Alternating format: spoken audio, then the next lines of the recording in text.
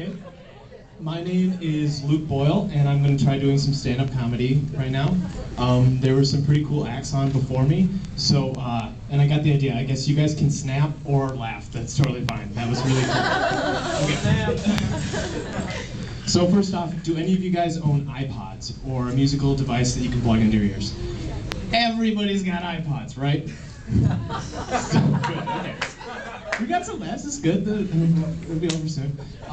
Okay, so everybody's got iPods, and they wear them everywhere. People are walking down the street, they're walking to class wearing them, they're wearing them in class, they're everywhere. And you don't pay attention when you're wearing iPods, you know? There's like dangerous people around you. You could have a vampire on your way to class, and you pass by him and never would know. Even if you were into that, like you read the Twilight books, and you wanted to see a vampire, you wouldn't see it. And I learned my lesson to not mess around with like music devices, because when you mess around with music devices, you don't pay attention, right? That's the theme of Home Alone 2. When you mess around with your Walkman in the airport, your parents leave you in New York. And that's not a concrete jungle where dreams are made of. It's a concrete jungle where ex-convicts break out of prison and try to get revenge on you, because you're a kid. And New York is only that way for Jay-Z. Knicks and Nets do not give me high fives.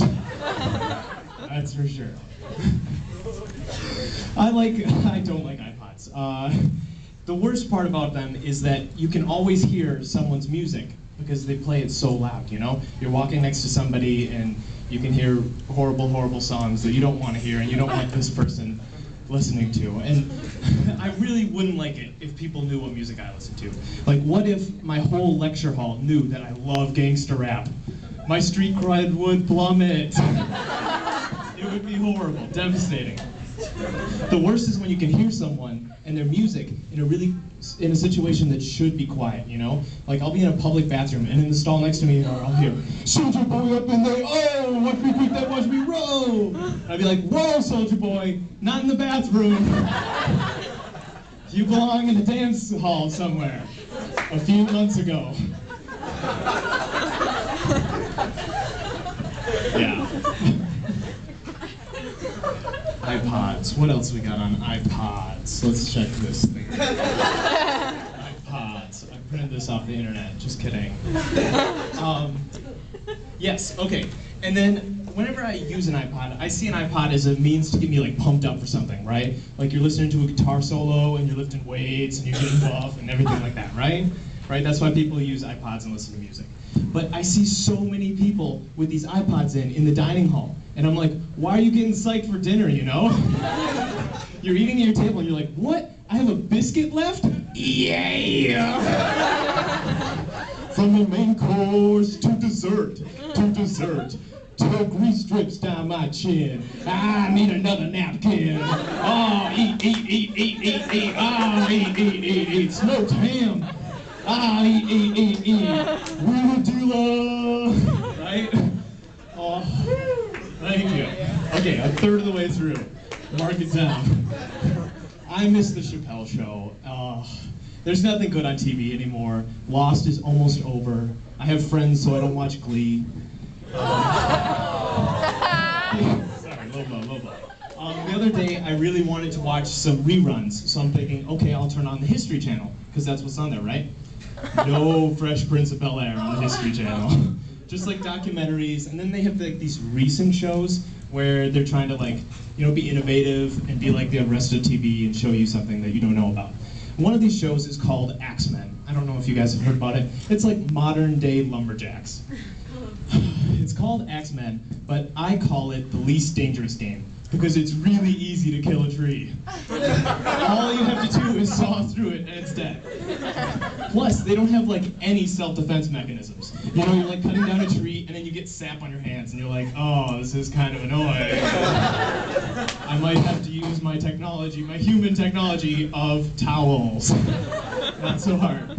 Or like you're walking by a pine tree and you get a pine needle in your sock and you're like, oh, and then you have to take off your sock and your shoe to get it out and all your friends are looking at you really weird and you're like, oh, we're not gonna be hobbits today, I guess. but you're really embarrassed. But see, lumberjacks don't even have this problem anymore because they have found immunity to this. First off, they live in isolation, so they don't care about peer pressure, right? They could chop down trees barefooted all day and no one would give a hoot. Well, an owl might give a hoot because that's one of the things that sees them. Whoa, hey. Okay.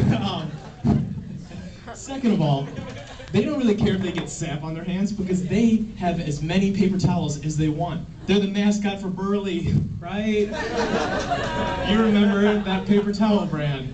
And the more paper towels they use, the less trees there are. They win and they win, right? Plus nowadays, they've got this like innovative technology to make their job that much easier. They've got like these horsepower engines that they crank up and these chainsaws that cut through a tree. They've got like 99 horsepower. Can you guys imagine how fast 99 horses could take down a tree? They can't use like axes because their necks don't swing that much. And I don't know if their teeth can grip them.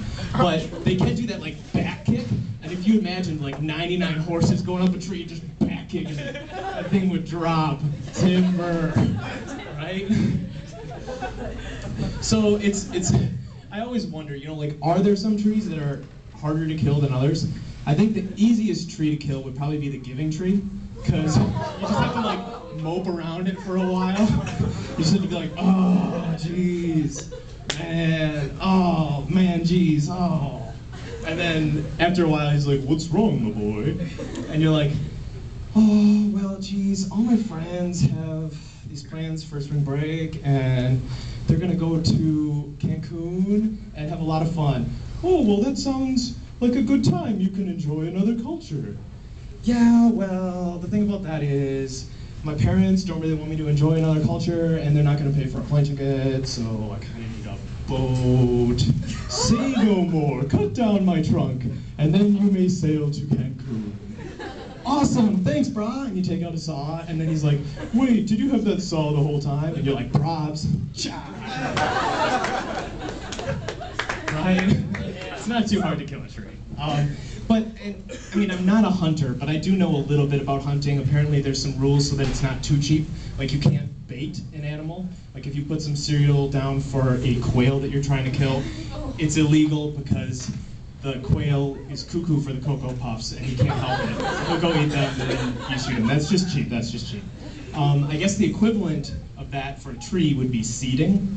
I can imagine like a lumber mill late at night, all the lumberjacks are gathered around, like, you know, talking about their daily kills, and one guy comes in and he's like, oh, tough day in the forest.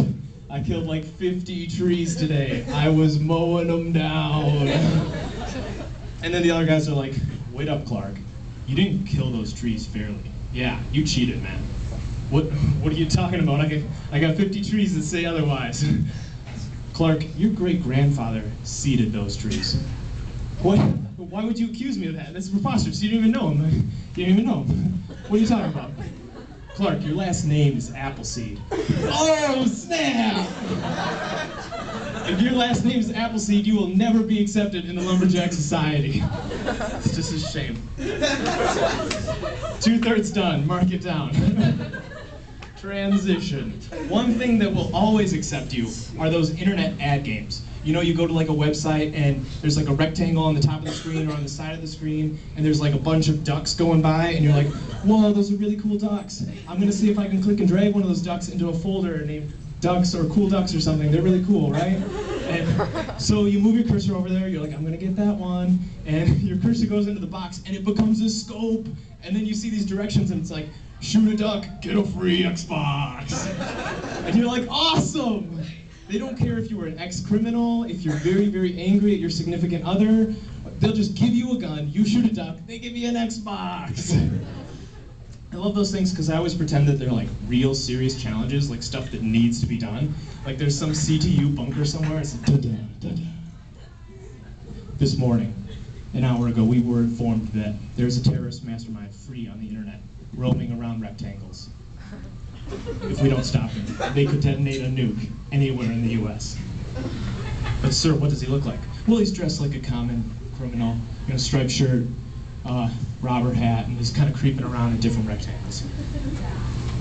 Sir, he could be anywhere on the internet. How could we spot him in the next hour? We'll have to enlist the help of the majority of internet users, simply 13-year-olds.